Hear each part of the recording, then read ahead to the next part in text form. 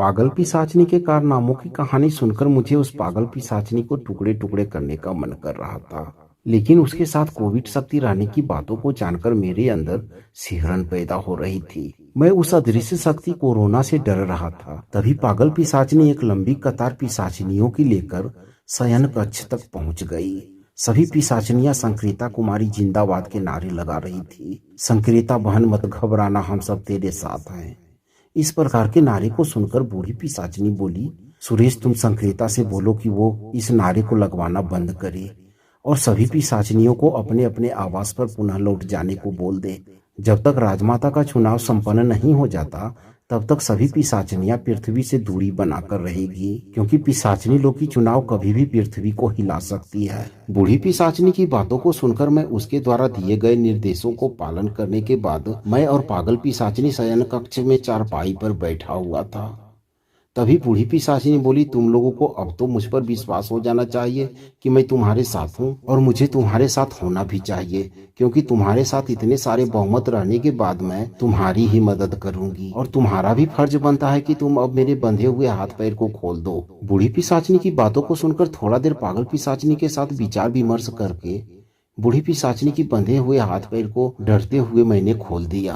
अपने हाथ पैर खुलने के बाद बूढ़ी पिशाचिनी पलंग पर लेटते हुए बोली, कुछ देर तक मुझे आराम करने दो। बूढ़ी पिशाचिनी को लेटते ही मैं पागल पिशाचिनी से बोला, संक्रीता क्या तुम्हारी मुलाकात कभी कोरोना शक्ति से भी हुई है? पागल पिशाचिनी बोली, हाँ हुई है, लेकिन तुमको ये सब बातें किसने बताई? लगता है मेरे पीठ पीछे ये बुढ़िया तुम्हारे साथ यही सब कर रही थी। जो खुद 70 घाट का पानी पीकर मरी हो वो मेरे बारे में क्या बोलेगी? मैं बोला, ये 70 घाट क्या होता है? जरा ये 70 घाट के बारे में विस्तार से बताओगी? पागल पिशाचिनी बोली, तो ध्यान पूर्वक सुनो इस बुढ़िया की कहानी। ये बुढ़िया जब अधेड़ उम्र की थी तभी ये पिशाचिनी लोक में प्रवेश की और इसके जीवन काल में किए गए पापों के आधार पर इसे पिशाचिनी लोक में कुछ दिन कठोर सजा भुगतना पड़ा था। मैं बोला, बुढ़िया के जीवन काल के कर्मों के बारे में तुम्हें कैसे पता? क्या इस पिशाचिनी लोक में रहने वाली सभी पिशाचिनियों को एक दूसरे पिशाचिनी की सारी बातें मालूम होती है? कैसा पाप किया था इसने? पागल पिशाचिनी बोली, मेरे से कुछ भी छुपा हुआ नहीं है इस बुढ़िया के बारे में। इसका जन्म एक अमीर परिवार में हुआ था। हिंदू रीति रिवाज के अनुसार ब्राह्मणों के बीच इसका नामकरण करके इसको लेखा नाम दिया गया। इसके पिता एक अच्छे व्यापारी थे। वह पृथ्वी पर अलग अलग देशों में जाकर अपना व्यापार किया करते थे। लेखा अपने पिता के घर नित्य बढ़ने लगी। इसके पिता इसको पढ़ने के लिए छात्रावास में नामांकन करा दिया। कुछ ही दिन में लेखा उस छात्रावास में सभी लड़कियों से ज्यादा अंक लाकर परीक्षा में उत्तीर्ण हुई। इस बात की खुशी में उसके पिता लेखा की उत्तीर्णता के कारण खुश होकर लेखा को दूसरे देश में बेहतर भविष्य बनाने की पढ़ाई पढ़ने के लिए भेज दिया। वहां भी जाकर लेखा अपने देश एवं अपने राज्य का नाम रोशन कर दिया। तभी इसकी जान पहचान उसी देश के रहने वाले टोनियो मार्फो नाम के एक व्यक्ति से हुआ। लेखा देखने में बहुत ही सुंदर थी। इसकी कामुकता को देखकर टोनियो मार्फो इसके ऊपर फिदा हो गया और इसके साथ अपनी हवस को बुझाने के लिए तड़पने लगा। एक दिन अचानक टोनियो मार्फो लेखा से मिलने इसके आवास पर पहुंचा और इसके सामने एक प्रस्ताव रखा कि तुमको मैं अपने बिजनेस में आधे का हिस्सेदार बनाना चाहता हूँ। टोनियो मार्फो की बातों को सुनकर लेखा सोच में पड़ गई कि ये व्यक्ति अपने बिजनेस में मुझे आधे का हिस्सेदार क्यों बनाना चाहता है। कुछ देर इन सब बातों को सोचकर लेखा टोनियो मार्फो से बोली, आप तो बहुत बड़े बिजनेसमैन हैं, फिर आप मुझे अपने बिजनेस में आधे का हिस्सेदार क्यों बनाना चाहते हैं? टोनियो मार्फो बोला, क्योंकि मैं तुमसे बहुत प्यार करता हूँ और मैं तुमको पाना चाहता हूँ, इसलिए मैं तुमको अपने बिजनेस में आधे का हिस्सेदार बनाना चाहता हूँ। वो विदेशी पुरुष भी देखने में बहुत सुंदर था। उसकी बातें और उसकी गठीले बदन लेखा को अपनी ओर आकर्षित कर ली। लेखा उस व्यक्ति के बिजनेस की बिना जांच पड़ताल किए हिस्सेदारी के सारे कागजातों पर अपनी आंख बंद करके हस्ताक्षर करती चली गई और उन कागजातों को लेकर टोनियो मार्फो लेखा को प्यार भरी नजरों से देखते हुए कार्यालय का पता एवं समय बताकर वहां से प्रस्थान कर गया। इधर लेखा उस विदेशी पुरुष और अपने नए बिजनेस के बारे में सोच सोच कर रात भर जागकर सुबह कार्यालय जाने के लिए उत्तेजित हो रही थी। सुबह सही समय पर लेखा उस कार्यालय में पहुंची। कार्यालय में 2 कुर्सी और 2 कंप्यूटर मौजूद था। लेखा को कार्यालय पहुंचते ही वो विदेशी पुरुष लेखा को एकटक देखे जा रहा था और लेखा भी उसको उसी अंदाज में रात भर की बेचैनी को मिटाने वाली नजरों से देखे जा रही थी। अचानक दोनों की चिंगारी एक ज्वाला बनकर उस कार्यालय में उधम मचाने लगा। वो दोनों सभी सीमाओं को लांघकर जन्नत की सैर करते हुए समुद्र में गोते लगाने लगे। इस प्रकार से ये दोनों उस कार्यालय में रोज कड़ी मेहनत करने लगे और लेखा जिस बिजनेस को करने गई थी उस बारे में कोई भी जानकारी लेखा को नहीं हुई। वो विदेशी पुरुष लेखा के दिलों तक अपनी ऐसी बांध चलाते गया कि लेखा सिर्फ उसके ही बारे में सोचती रहती। बहुत दिनों तक इन दोनों के बीच ये सब चलता रहा। एक दिन लेखा टोनियो मार्फो से बोली, क्या हम लोग इसी प्रकार के काम करके बिजनेस चला रहे हैं? आखिर तुम अपने बिजनेस के बारे में मुझे कब बताओगे? हम लोगों के बिजनेस के बारे में बताओ। लेखा की बातों को सुनकर टोनियो मार्फो बोला, क्या करोगे बिजनेस के बारे में जानकर? तुमको उस बिजनेस का आधा हिस्सा मिल रहा है ना? लेखा बोली, सिर्फ पैसा कमाने के लिए ही मैं तुम्हारे पास नहीं आई हूँ। मुझे पूरा अधिकार है अपने बिजनेस के बारे में जानने का। टोनियो मार्फो बोला, ठीक है तो सुनो, मैं तुमको किस प्रकार के बिजनेस का आधा हिस्सेदार बनाया हूँ। हमारा एक कॉल सेंटर चलता है। हमारे पास बहुत सारे पुरुष वर्कर हैं। इस देश में रहने वाली महिलाएं अपनी इच्छा पूर्ति के लिए हमारी कॉल सेंटर से संपर्क करती है और हमारी कंपनी के वर्कर उन महिलाओं को खुश करके कंपनी को आमदनी मुहैया कराता है, जिससे हमारे कंपनी को बहुत ज़्यादा मुनाफा होती है। तुमको कंपनी ज्वाइन करने से पहले तक सिर्फ ये कंपनी महिलाओं के कॉल रिसीव कर रही थी और अब तुम्हारे साथ इस बिजनेस को करने के बाद अब हमारी कंपनी पुरुषों के भी कॉल को रिसीव करने का कार्य कर रही है और हमारे कंपनी का मुनाफा 4 गुना बढ़ गया है। टोनियो मार्फो की बातों को सुनने के बाद लेखा के पैरों तले जमीन खिसक गई। वो अपनी सिर को पकड़कर भावुक भरे स्वर में बोली, तुमको पहले ही इन सब बातों को बता देना चाहिए था। मुझे इस प्रकार के बिजनेस को करना कतई पसंद नहीं है। अगर मैं पहले जान जाती कि तुम इस प्रकार के घिनौने बिजनेस में मुझे हिस्सेदार बनाने वाले हो तो मैं कदापि तुम्हारे साथ इस बिजनेस को नहीं करती। तुम तो बहुत बड़े कमीने हो। लेखा की बातों को सुनकर टोनियो मार्फो हंसने लगा और बोला, तुम तो बहुत पढ़ी लिखी हो, फिर इस प्रकार के बेवकूफों वाली बातें क्यों कर रही हो लेखा? या तुम सचमुच में बेवकूफ तो नहीं हो? लेखा गुस्से में आकर बोली, अपनी जुबान को संभाल कर बात करो टोनियो। इतने में टोनियो मार्फो भी गुस्से में खड़ा होकर बोलने लगा, क्या संभाल कर बात करे तुमसे? क्या तुम इस बिजनेस को करने से पहले कुछ कागजातों पर अपना हस्ताक्षर किया था या नहीं? क्या तुम उस समय अंधी हो गई थी या फिर तुम अनपढ़ या पागल हो? लेखा चिल्लाते हुए बोली, हाँ मैं अंधी हो गई थी तुम्हारे प्यार में, जो बिना पढ़े और कुछ सोचे समझे उन कागजातों पर दस्तखत कर दी। इतना बोलकर लेखा सुसुक सुसुक कर रोने लगी।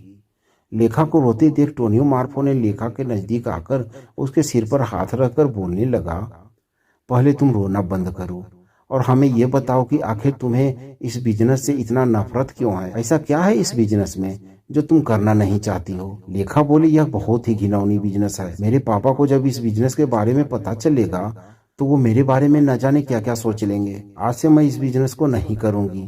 तभी टोनियो मार्फो बोला, लेखा तुम इस बिजनेस को चाहकर भी नहीं छोड़ सकती क्योंकि तुमने इस बिजनेस को करने के लिए एग्रीमेंट साइन किया है। मैं तो कहता हूँ तुम्हें इस बिजनेस को और भी आगे बढ़ाना चाहिए। बात रही तुम्हारे पापा की, तो उन्हें इस बिजनेस के बारे में कुछ भी पता नहीं चलेगा। अगर तुम मेरी बात मानोगे तो तुम इस बिजनेस के जरिए अपने पापा से ज्यादा पैसा कमा सकती हो और रुपए में इतनी ताकत होती है कि तुम्हारे पापा तो क्या, कोई भी तुम्हारे सामने नतमस्तक हो जाएगा।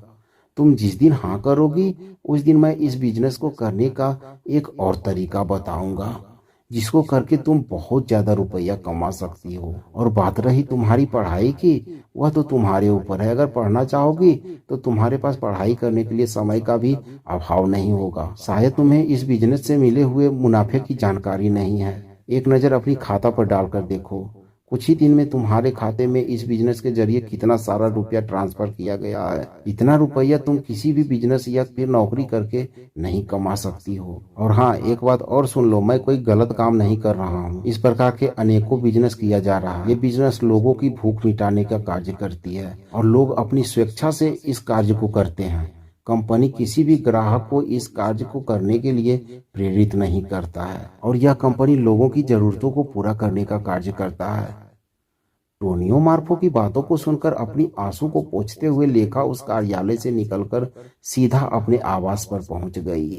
बिना कुछ खाए पिए सीधा जाकर अपने बिस्तर पर लेट गई और अपने किए कामों को कोसने लगी। अपनी गलतियों के बारे में सोच सोच कर रात भर करवटें बदलती रही।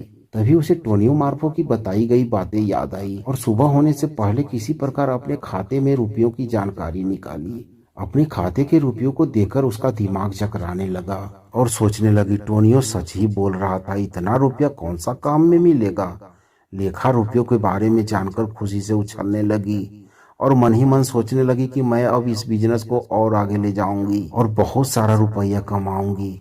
इन सब बातों को सोचकर लेखा सुबह समय से पहले ही अपनी कार्यालय में जा पहुंची। लेखा कार्यालय में पहुंचकर देखी कि टोनियो मार्फो अभी तक कार्यालय नहीं पहुंचा है। वो अकेली कार्यालय में बैठकर टोनियो का इंतजार करने लगी। बहुत देर बीत जाने के बाद भी टोनियो जब कार्यालय नहीं पहुंचा तो लेखा उसे फोन करके पता करने लगी। लेखा द्वारा बार बार फोन करने पर भी टोनियो फोन नहीं उठा रहा था। टोनियो द्वारा फोन नहीं उठाने की करतूतें लेखा की बेचैनी बढ़ाते जा रही थी। लेखा सोच सोच कर पागल हो रही थी कि कहीं टोनियो मेरे साथ धोखेबाजी तो नहीं कर दिया, कहीं मेरे साथ खेलकर गायब तो नहीं हो गया। 2 घंटे इंतजार करने के बाद अचानक टोनियो कार्यालय में आ गया और लेखा से बिना कुछ बोले मुंह लटकाकर बगल वाली कुर्सी पर बैठ गया। तभी लेखा बोली, क्या हुआ, तुम फोन क्यों नहीं उठा रहे थे और कार्यालय आने में इतना देर क्यों लगा दिया। टोनियो बोला, मैं तो एक कमीना इंसान हूं ना। तो कमीना इंसान कार्यालय में समय पर आकर क्या करेगा। टोनियो की बातों को सुनकर लेखा अपनी कुर्सी पर से उठकर टोनियो के नजदीक जाकर एवं उसके चेहरे पर अपनी हाथों को फिराते हुए कामुकता भरी स्वर में बोली, लगता है मेरे राजा का आज मूड कुछ ठीक नहीं है, चलो ठीक करते हैं और उसके बाद इस बिजनेस को आगे बढ़ाने की बातें करेंगे। लेखा के मुंह से बिजनेस को आगे बढ़ाने वाली बातों को सुनकर टोनियो खुश हो गया और दोनों खुशी के मारे समुद्र में कूद कूद कर गोते लगाने लगे। कुछ देर के बाद जब दोनों शांत हुए तो लेखा बोली, अब बताओ इस बिजनेस को किस प्रकार विकसित करना होगा, क्योंकि मैं भी ठान चुकी हूँ कि इस बिजनेस को ऊंचाइयों पर पहुंचाकर बहुत सारा रुपया कमाऊंगी। अब आगे बताओ क्या करना होगा। टोनियो बोला, आज तक इस बिजनेस को सिर्फ वर्कर द्वारा कराया जा रहा था, लेकिन अब इसमें खुद तुमको भी वर्कर बनकर काम करना होगा, जिस प्रकार वर्कर के अलावा मैं खुद काम करता हूँ। लेखा बोली, मैं कुछ समझी नहीं, क्या करना होगा। टोनियो बोला, अपने ग्राहकों के पास तुम्हें भी जाना होगा। अगर तुम खुद काम करोगी तो ग्राहक बहुत सारा रुपया तुमको देगा, इतना रुपया तुम्हारे पास आएगा जिसका तुम अनुमान भी नहीं लगा सकती। तुम्हारी सुंदरता तुम्हें रुपयों से माला माल कर देगी। टोनियो की बातों को सुनकर लेखा उस कार्य को करने के लिए तैयार हो गई। लेखा पढ़ी लिखी होकर रुपयों के लालच में इस प्रकार के घिनौने कार्य को करती चली गई। बेश्या बनकर उस नगर के हजारों लोगों के साथ इस काम को अंजाम देने लगी। रुपयों के लालच में लेखा अपने शरीर को बिना परवाह किए गलत कामों में समर्पित करती चली गई। एक दिन वही हुआ, गलत काम का गलत नतीजा। उस रात 4 पुरुष से लेखा बहुत मोटी रकम लेकर एक सुनसान जगह पर चली गई और उन पुरुषों के पैसों ने लेखा की चीखें निकालकर इसकी प्राण ले ली और ये लेखा सीधा पिशाचिनी लोग पहुंच गई। इसीलिए कहती हूँ कि ये बुढ़िया लेखा अवस्थी 70 घाट नहीं हजारों घाट की पानी को पिया है और पृथ्वी पर जो भी स्त्री इस लेखा अवस्थी के जैसा घिनौना कार्य करती है वह स्त्री मरने के बाद काम पिशाचिनी बनती है। मैं बोला, फिर तुम भी अपने जीवन काल में जरूर गलत काम करती होगी, तभी तो मरने के बाद तुम भी काम पिशाचिनी बन गई। तुम अपने बारे में बताओ कि तुम जीवन काल में कितने घाटों के पानी पिया था। पागल पिशाचिनी बोली, ठीक है मैं भी बता दूंगी, थोड़ा सब्र रखो।